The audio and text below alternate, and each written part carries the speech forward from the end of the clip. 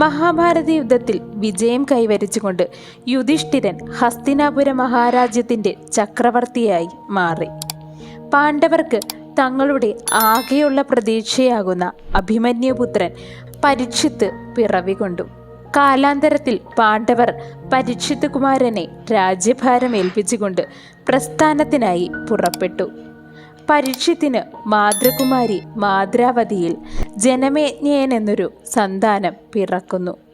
തക്ഷകദ്രംശമേറ്റുകൊണ്ട് പരീക്ഷിത്ത് മരണമടഞ്ഞ ശേഷം കുരുവംശത്തിൻ്റെ രാജാതിരാജനായി പിന്നീട് ജനമേജ്ഞയൻ മാറുന്നു. പാരിഷിതനായ ജനമേജ്ഞയന് കാശിരാജപുത്രിയായ ബാപുഷ്തമയിൽ 2 പുത്രന്മാർ പിറവികൊണ്ടു, ചന്ദ്രാപീഡനും സൂര്യാപീഡനും. അതിൽ ചന്ദ്രാപീഡൻ പിൽക്കാലത്ത് രാജ്യഭാരം ഏറ്റു. അനുജനായ സൂര്യാപീഡൻ തപോധനനായി കാനനത്തിലേക്ക് ഗമിച്ചു. ചന്ദ്രാപീഡന് പിൽക്കാലത്ത് വില്ലാളി വീരന്മാരാകുന്ന 100 സന്താനങ്ങൾ പിറവികൊണ്ടു. പിന്നീട് ചന്ദ്രാപീഡന്റെ കാലശേഷം ആ 100 പേരിലെ ജ്യേഷ്ഠനാകുന്ന സത്യകർണൻ ഹസ്തിനാപുരത്തിൻ്റെ രാജാവായി. പിന്നീട് സത്യകർണൻ മഹാബാഹുവും ബഹുദക്ഷണനുമായി അറിയപ്പെട്ടു. സത്യകർണന്റെ പുത്രനാകുന്നു ശ്വേതകർണൻ. അദ്ദേഹം വളരെ പ്രതാപവാനായി തീർന്നു. എന്നാൽ ധാർമ്മികനായ അദ്ദേഹത്തിന് സന്താനങ്ങൾ ഉണ്ടായിരുന്നില്ല. അതിനാൽ തന്നെ തപോവ്രതം സ്വീകരിച്ചുകൊണ്ട് തപോവനത്തിലേക്ക് യാത്രയായി അദ്ദേഹവും പത്നിയും.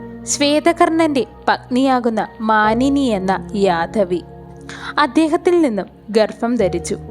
ഗർഭകാലം പൂർത്തിയാക്കിയ മാനിനി വനത്തിൽ വെച്ച് തന്നെ ഒരു കോമളനാകുന്ന പുത്രന് ജന്മം നൽകി. സന്താനത്തിന് ജന്മം നൽകിയ മാതാപിതാക്കൾ ആ കുഞ്ഞിനെ വനമധ്യത്തിൽ ഉപേക്ഷിച്ചുകൊണ്ട് പ്രസ്ഥാനത്തിന് പുറപ്പെട്ടു. ആ രാജപുത്രൻ ശൈലശിഖരത്തിൽ കിടന്ന് വിലപിച്ചു. ആ പൈതലിൻ്റെ സുഖത്തിനു വേണ്ടി ആകാശത്ത് മഴമേഘങ്ങൾ നിഴലായി.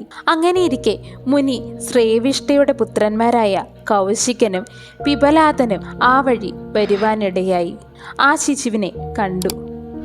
അവൻ്റെ ദയനീയമായ രോദനം കേട്ട് ആ ബ്രാഹ്മണർ ആ കുട്ടിയെ കനിവോടെ എടുത്തുകൊണ്ടുപോയി ശുചിയാക്കി വളർത്തി. ആ കുട്ടിക്ക് അവർ അജപാർശൻ എന്ന നാമകരണം ചെയ്തു. പിൽക്കാലത്തവൻ പ്രസിദ്ധനായി മാറുകയും ചെയ്തു. അവൻ വേമക മഹർഷിയുടെ ആശ്രമത്തിൽ വളർന്നു. അജപാർശനെ വേമക പത്നി തൻ്റെ സ്വന്തം പുത്രനായി സ്വീകരിച്ചുകൊണ്ട് വളർത്തി. ഇങ്ങനെയാകുന്നു പാണ്ഡവർക്ക് ശേഷമുള്ള അവരുടെ വംശത്തിൻ്റെ ഗതി.